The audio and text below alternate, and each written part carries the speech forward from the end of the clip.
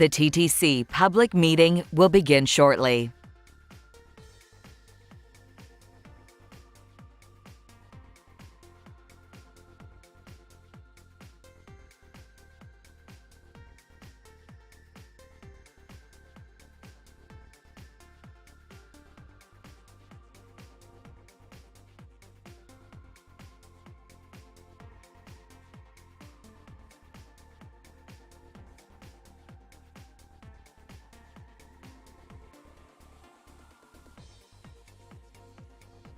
The TTC public meeting will begin shortly.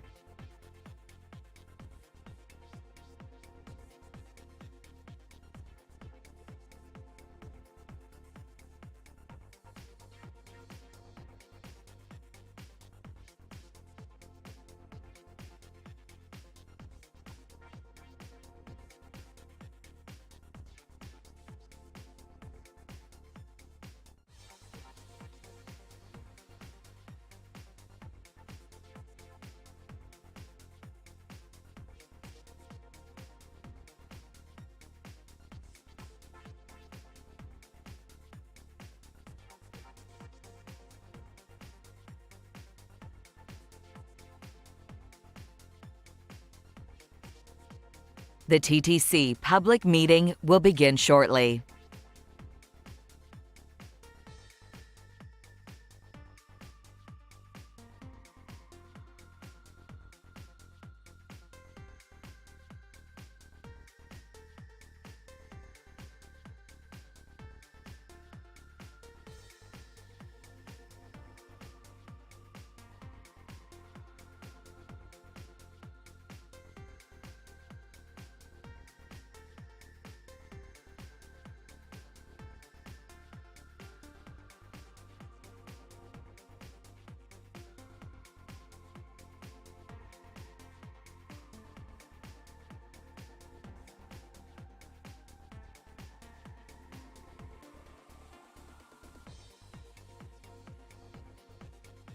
The TTC public meeting will begin shortly.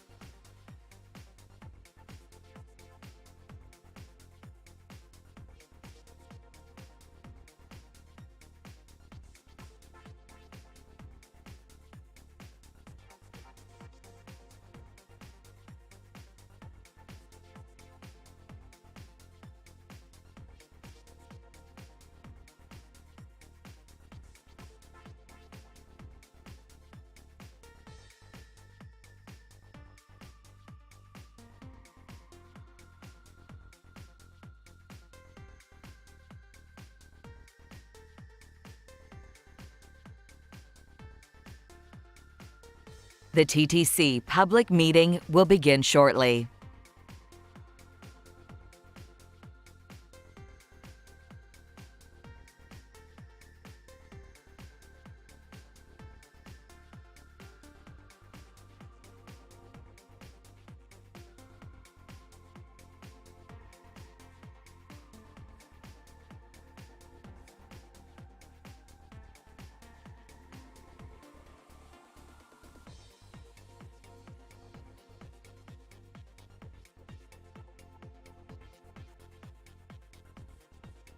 The TTC public meeting will begin shortly.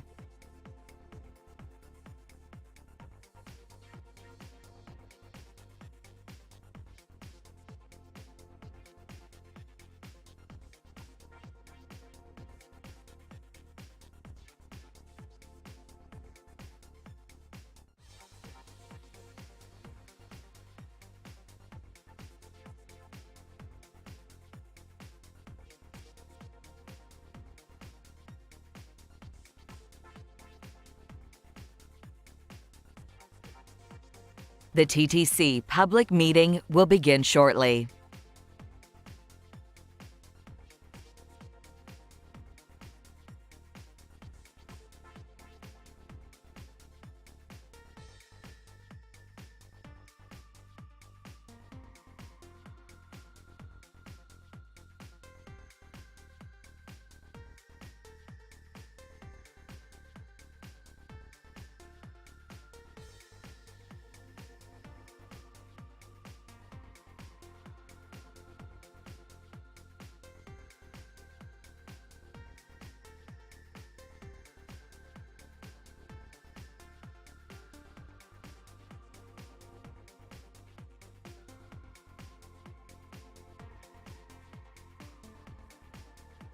The TTC public meeting will begin shortly.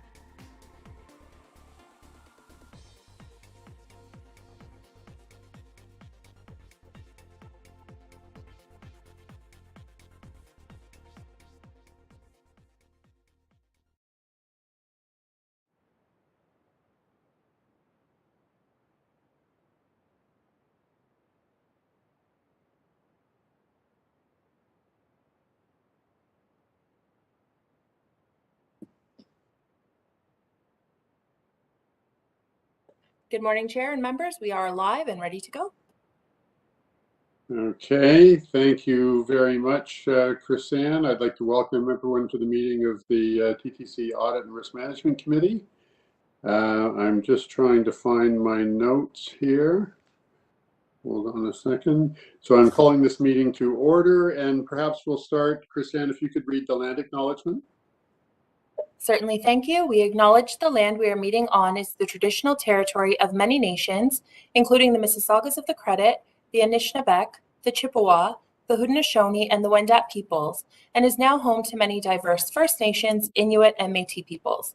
We also acknowledge that Toronto is covered by Treaty 13 with the Mississaugas of the Credit. Thank you very much, Chris-Ann. I think the first item of business is to approve the minutes. Could I ask for a motion to do that? Julie, thank you. And Joanne, you'll second that. We are approved. We have a two-item agenda for this meeting.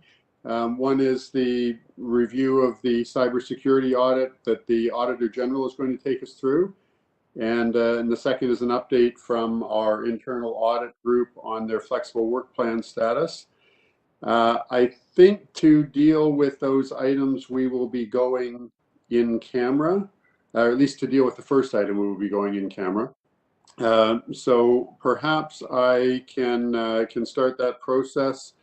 The motion that I'm making is that the board recess the committee of the whole to consider information related to the security of the property of the municipality or local board related to item 1 of the agenda. If I could just request a show of hands to approve that. Okay, that's approved. So to the public, we will be now moving in camera. We will return once we are completed that first item. Chris-Ann, I'll let you make those arrangements.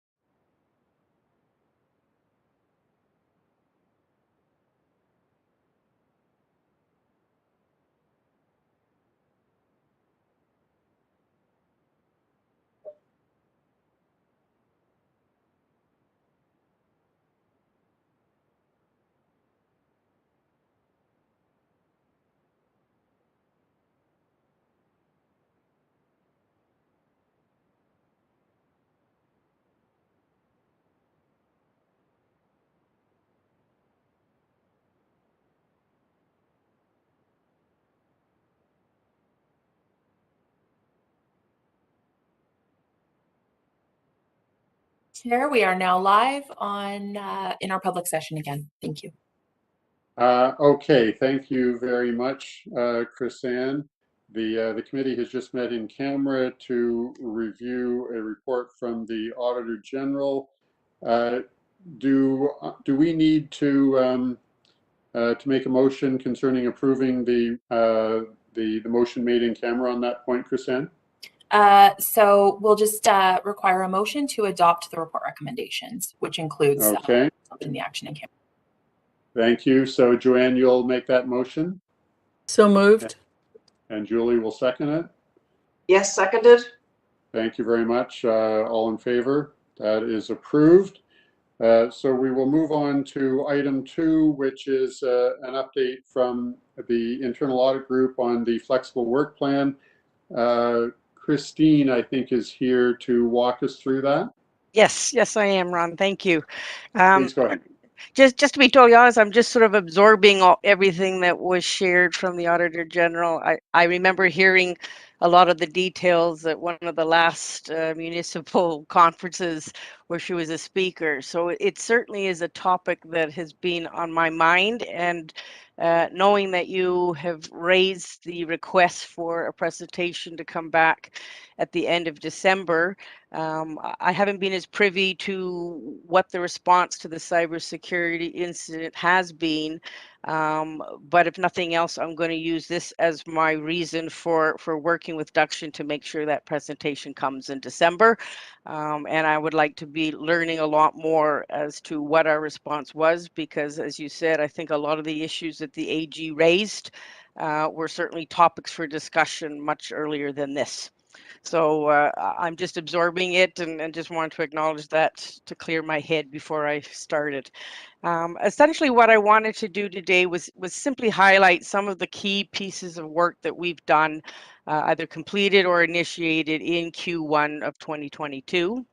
With respect to completed work, a significant portion of our time has been spent completing 3 CEO requests.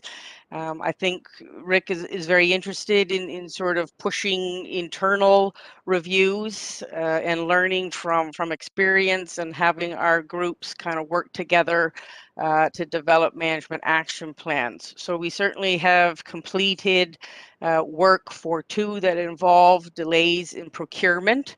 One of the cybersecurity protection, the CrowdStrike that we were talking about earlier, as well as hybrid electric buses. And it was simply because there were some delays that Rick asked us to review and really put together fact finding and chronology. And the third item, of course, was reviewing the January 7th snowstorm. So we have completed the work. We're just working through sharing those results with Rick and the teams, and putting together fulsome management action plans. So I really don't have anything more to share on that, other than we completed the work concurrently, and it really has taken up the majority of our Q1. In the meantime, we also did bring closure to a number of items, and I've just highlighted a couple of the key ones here that were slightly deferred because of the cyber incident. One was bringing forward the results of our audit follow-up work that we did on an audit that we presented to the full board in 2019 on divisional clerk resource management. And at that time, accountable management made a commitment to improve overtime monitoring controls and to implement a comprehensive management action plan. So we really kind of went back, did some testing. We actually had some staff go on site for a couple of days here and there, even though we were still sort of working from home.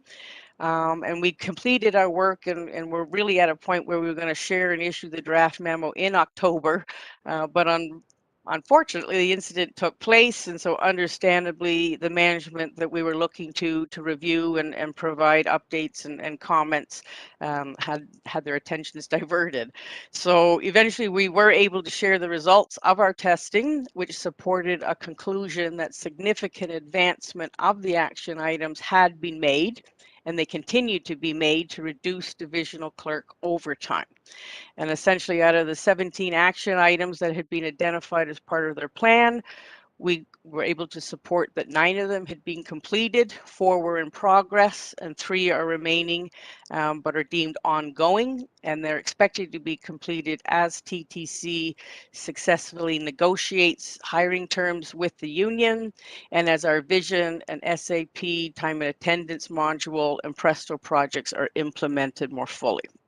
For example, we did note some definitive steps had been taken to increase managerial oversight of the clerks. We'd hired more managers. Processes were implemented to evaluate and cancel non-essential shifts and to use sort of a equivalent to like a spare board, but a pool of clerks to cover shifts more on the weekends rather than relying on weekend overtime.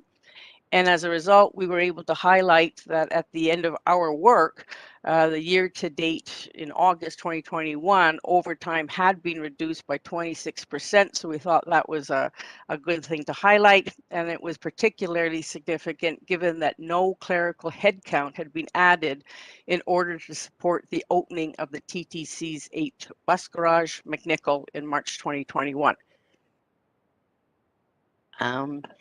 Next piece of work, and I call it work, really what it is, it's ARC's continuing efforts to support what I call grassroots efforts amongst the executive to demonstrate how data is available, how we can use it to corroborate anecdotal information, drive cost reduction strategies, and to essentially highlight trends where accountable executives may wish to have their direct reports do deeper dives.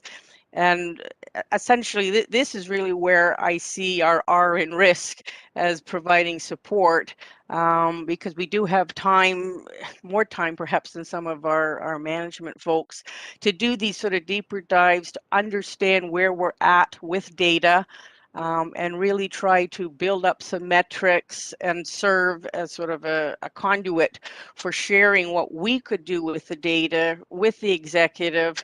And in both cases, we then were asked to do sort of presentations with their next level of direct reports and sometimes even further. So we're trying to demonstrate how to use the data, and in so doing, develop metrics that we think the executives could then use going forward. But we recognize that this is all part of the evolution, and these groups are also trying to build up their own groups to not only do the types of analysis that we're doing, but to make sure it's sustainable. So some of our work is even just working with designated individuals in these groups to understand what we did, and certainly to understand some of the challenges around cleaning the data and what more could be done. And the 2 areas that I sort of highlighted here were certainly using the SAP data, which was prompted originally by a CEO request. And later on, one of the executives asked us to do sort of analysis around safety product expenditures. And there's no point really kind of getting into the details, but what we sort of highlighted for the executive is that this would be the type of analysis that we would do to highlight red flags or areas that a deeper dive would be warranted. So in a sense, I'm kind of showing my cards up front. That before we would come and do an audit, maybe you want to get used to doing these types of analytics yourself to address processes and control weaknesses, and therefore, in a way, I'm trying to build up an army of future auditor eyes out there without having to do it directly. Now I just want to move on to some of the pieces of work that are definitely in progress, and of course they tie into our plan. And one is the Executive Compliance Certificate, which of course we did present the inaugural package last December. And I think I highlighted at that time that we noted on the documents themselves, and we intentionally did this, we gave an opportunity for executives to highlight any areas that they felt would be worthy certainly of a deeper dive, because that's obviously our intent.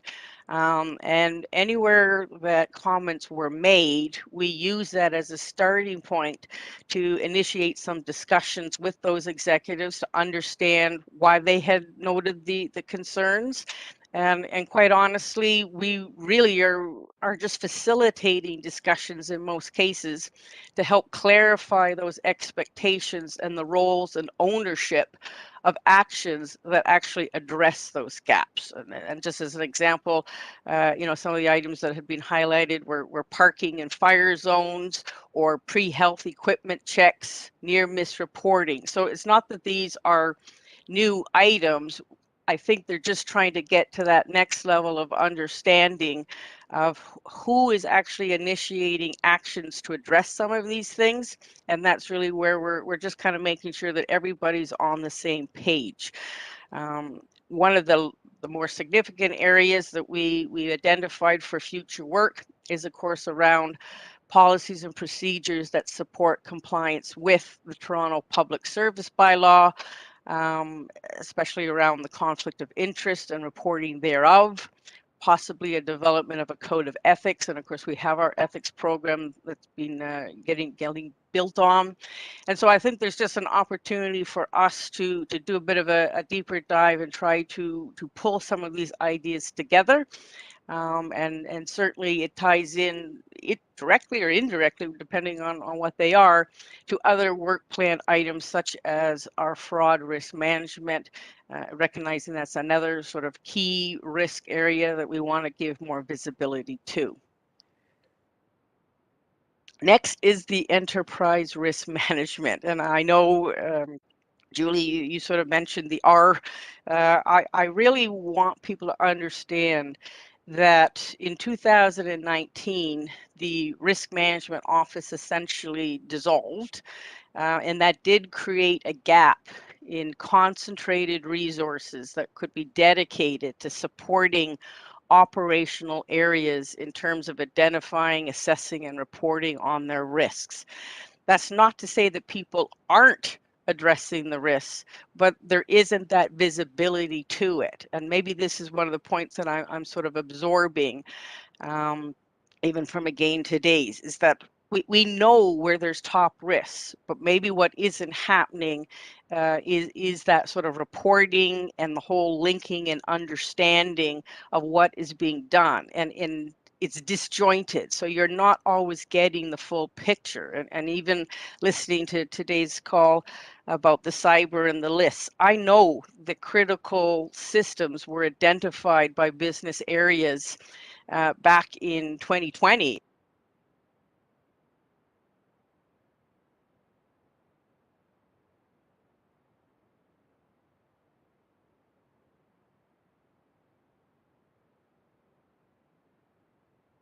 Did we just lose Christine? I went quiet. I think there was just a technical difficulty. We'll work to get her back. Okay, thanks. Are you able to hear me? Sorry, I Oh, heard something click too, so I don't know where I dropped off. Was I talking about the ERM? You just started talking about ERM.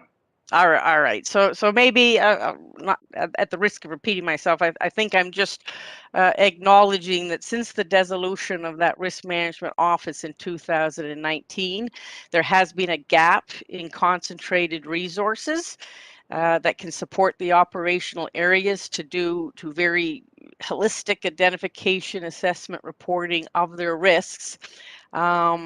And so I'm just digesting the comments today as well, recognizing that ARC, when we have R in our title, I want to be clear, it's not about risk management, but it is us trying to support the identification, certainly of key risks, and helping those that own those risks to make sure that they've got proper mitigation strategies in place.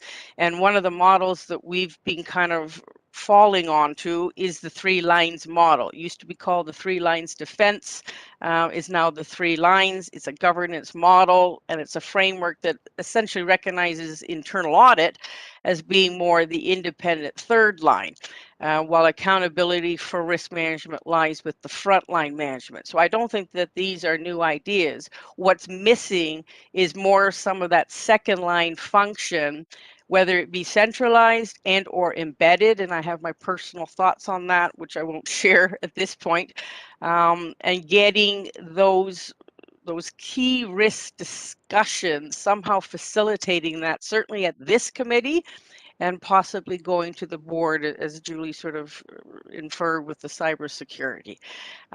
So the key that I want to emphasize is that we are going to push forward, as I put in our plan, reviewing, certainly with consultation from our executive, as to what does an effective, pragmatic risk management process look like for the TTC.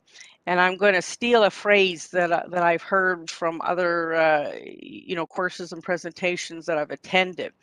And I liked it because it was called enterprise outcome management. And I think that the big challenge is to, first of all, make sure that our ERM program adds value. It's not seen as just something else that we have to do.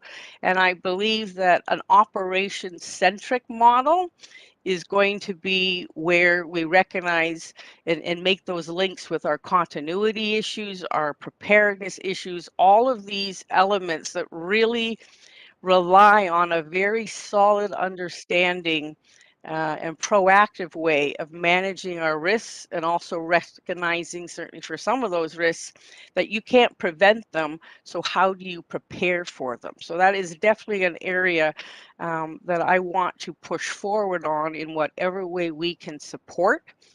And as I'm listening again to today, I'm thinking similar to what we did for the executive compliance certificate. And certainly this is something that I would discuss with our CEO and even with the members here.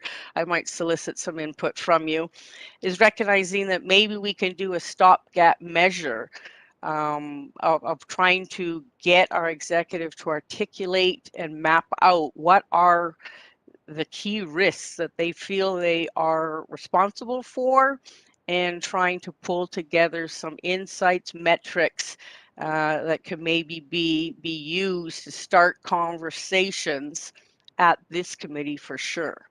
And so I'd be interested in hearing some comments on that maybe after I'm finished. As a last item, and this has been ongoing, and I think that last year we really worked with the AG team and our own internal team, but certainly the AG was implementing its new teammate system. And so we worked with them to make sure that that transition went smoothly. And we certainly worked with our own internal executives to really understand, because some of them had obviously been new. They weren't even here when the AG audit did their work. So we really facilitated, again, a greater understanding and appreciation of what the AG had highlighted. And we did last August, actually, a huge workshop where all of the executive came together with Rick and really renewed that sort of commitment of what were we going to do to drive closure to so many of these items. And what we promised to do after that workshop was to just kind of give this continuous visibility to where we were at. So we've kind of turned using the AG's system to be able to say, okay, this is where we are this month. This is where you said you were going to be, and just keep eyes on it and simply keep the accountable executives talking about it. And where we see slippage, we're trying to get them to proactively explain it to certainly Rick, and to prepare, because we know the AG will of course be coming in soon to do their follow-up work, and we want that process to go smoothly and certainly more independently without us having to do a lot of the coordination which we did last year. So that's where I'm going to sort of end off. If there's any questions or comments, I'd be happy to entertain them. Thank you, Christine. Thanks for the that update. Can I ask the committee members if they have any questions? Joanne, do you have any? Yes. Let me start with a comment. Christine, thanks for the report. I've raised this theme before, and I know you shared, and that is that the one of the objectives of the internal audit department is to work with the the senior executives and really be seen as a resource, as opposed to a pain in the ass, if I can put it that way. Because, it's, if I'm managing a unit, what I want to know is what could go wrong, what do I need to have in place?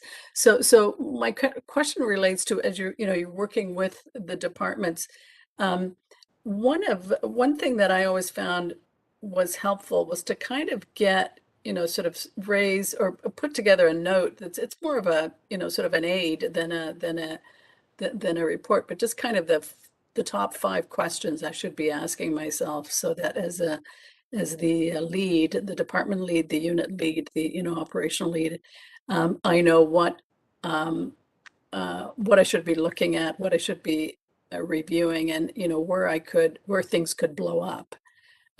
So is that part of when you when you're working this teammate system, is that how you're framing it? Well, the teammate system is the AG's sort of recommendations that they have identified in our tracking management updates. So we've sort of facilitated, they wanted recommendation owners, they want regular updating. The point is it should be continuous as opposed to just their once a year visit. And so keeping visibility on that expectation is really what we've been doing. As far as our group and our working with executives, more from what you're saying, like where are your critical points? What should you be doing? I think that is definitely a role that we've been playing more and more so from that advisory perspective as opposed to a straight audit perspective. Obviously, we always wear that lens. we don't take it off. But in terms of recognizing where there's some control gaps, where there could be control improvements, and really trying to start conversations that would give visibility to some of these top risks. And it's not a challenge in that people don't want to share the information, or at this point, which is really good. Used to say, as you said, people just view this as the pain in the butt, and shied away when we would reach out to them. Now I'm finding that they're reaching out to us, which is absolutely fantastic. Now we just have to sort of pick and choose and prioritize where we can spend our time. And obviously, when our CEO makes requests, again, that's a high priority for us. But I'm always looking for how I can then take the results from those requests and apply it to this bigger theme. And this is what I'm saying when it comes to the risk management and putting metrics together to give some of that visibility, and using our data that is currently available, but also recognizing, as you well know, because you've raised the point many times over the years, of how are we maturing our use of data? How are we making sure it's good data? How are we searching for new sources of data and overlaying it so that it gives a more comprehensive telling of the story? And that is an element of risk management, getting ahead of the problems rather than only being able to react to them. And so that whole proactive, procedural based, replacing heroics with plans and processes, I think is the journey that we are certainly trying to facilitate in whatever way we can. Okay, good. Well, and enterprise risk management is a good example. The having eliminated the risk management offices doesn't have to be a negative thing, because risk management has to be owned by Yes. the individual department, individual unit. So coming back to my point about, asking the question. So if I'm managing a unit, the key questions I want to ask myself is, what are the risks that come with, that are embedded in the activities of this unit, and what plans do I have in place to first of all identify what they are, but secondly then to manage them. So those are the because I need to own them. You can't own them. Yes. You can Yes. identify them as and the AG can identify them for us, as the office does, but really I have to own them as the department head. And so it's getting, creating that sort of culture internally, that Yes. I think is key, and you can play a role in. And it sounds like, you know, it's in progress. So that's great. Thank you. Thank you, Joanne. That's all I Julie, do you had. have any questions? Oh, sorry. Yeah, I just, in a way, Joanne, the discussion that you just had with Christine sort of talks around some of the things that I was wondering about. Firstly, the dissolution of the risk management office and where those bodies got absorbed. And the other notion is getting out in front of things. We will never be able to get out in front of everything. It's just not how the world works.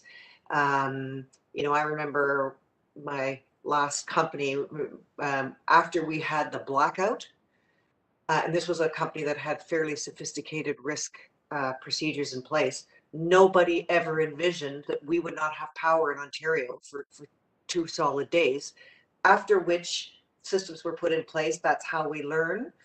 But in certain cases, there are ways that we have these identified risks, and rather than reacting, we can do more to buttress, you know, what we do when and if something happens. So yeah, that's really the area that I'm interested in exploring, and how this department can assist with moving that just down the spectrum, more away from reacting and responding to helping managers and get their systems in place to defend against some of these things. And I thought Christine's comment was interesting, that now management is reaching out to her, because there's a real, I think you just feel it everywhere. There's a much greater sense about the, you know, some of the things that are out there that can really derail best laid plans. So I was very encouraged to hear that as well. Okay. All right. If there are no other comments or questions, I would move that we accept the report from Christine Leach for information. Joanne, will you second that? Yes. All in favor? That's approved. And that is the end of our agenda. So I think we can adjourn. I will move that we adjourn the risk management audit and risk management committee meeting. Julie, you'll second that? I will. Okay, and that's approved. We're adjourned. Thank you very much, everybody. Very good you. meeting. Thank you all. Take care. Bye-bye. Have a great day.